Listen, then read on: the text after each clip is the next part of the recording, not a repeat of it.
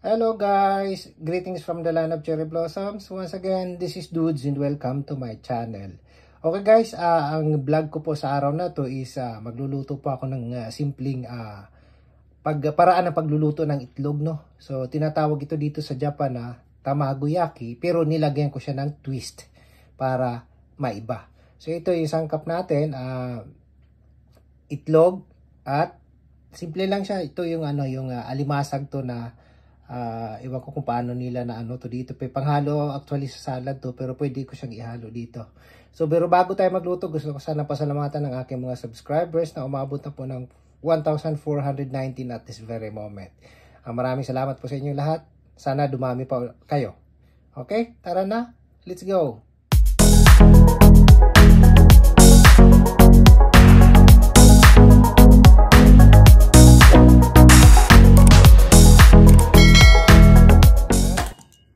Anuhin lang natin itong mga itlog. Batihin lang natin para manalo.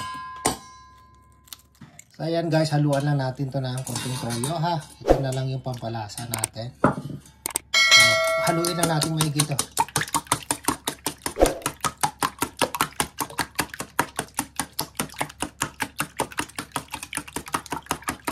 So ayan guys, no. Parang bumula-bula na siya. Tama. Ito na yung tamang paghalo. Ibig sabihin, halong-halong na ito. Nabubulo lang lolo nyo.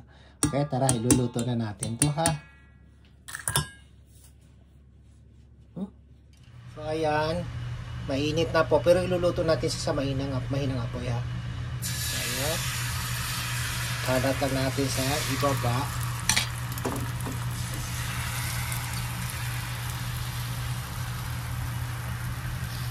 Ang umpisa talaga medyo magaspang ang niya, kaya lagyan na natin ng ito. Lagyan natin banda dyan. Okay. Pagpatungin natin para malaki ha. Mainit po. Hindi na ako mapaso. So ayan, tapos gamit itong chopstick natin.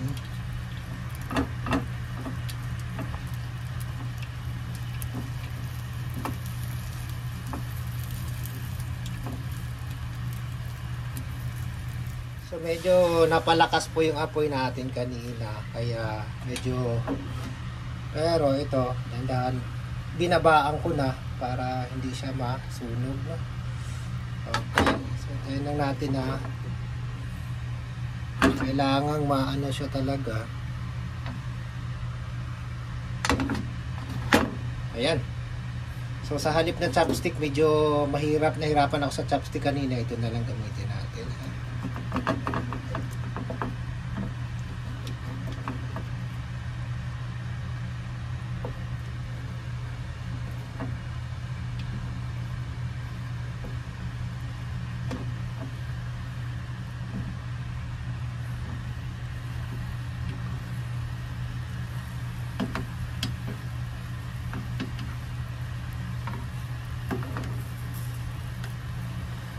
I-roll lang natin ng i-roll yan.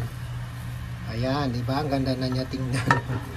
Kanina kasi medyo, basta mamaya, ang ganda ng kalalabasan niya. Sa umpisa lang medyo naano ko kasi napalakas yung apoy. Ulit-ulit lang natin gagawin yan. So kailangan na kasi dumikit din yung para hindi siya maano na.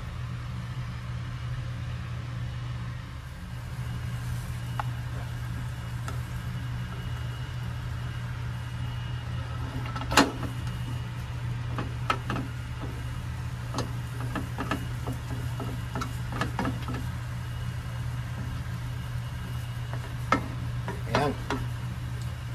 Mamaya gaganda yan, tingnan mo. Promise. Okay, so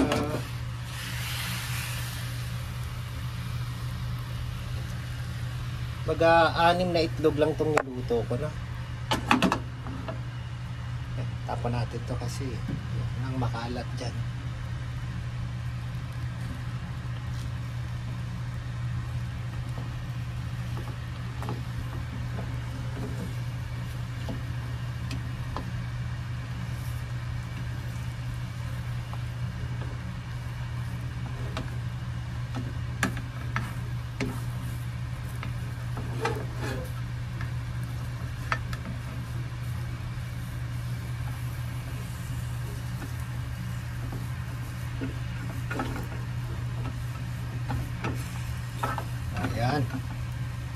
na lang matatapos na to. Ilang kimbot na lang.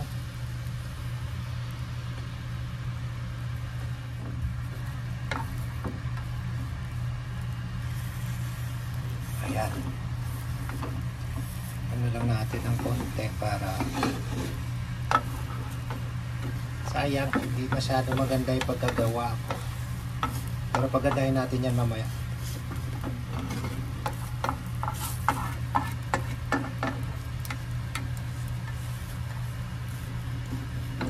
Okay. Okay, lagay lang natin siya dito ha. Para mapaganda natin sura.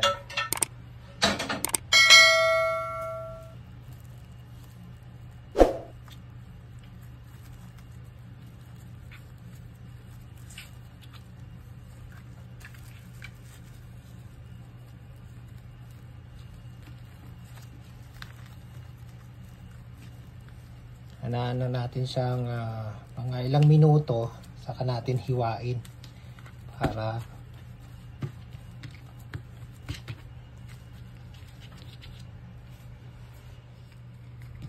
so ayan, pagkatapos ng katakot-takot na papahirap na nangyari sa akin kanina, ito na siya. Ayan guys, hihiwain na natin ang ating tamagoyaki. O diba gumanda? O, hiwain na natin ha.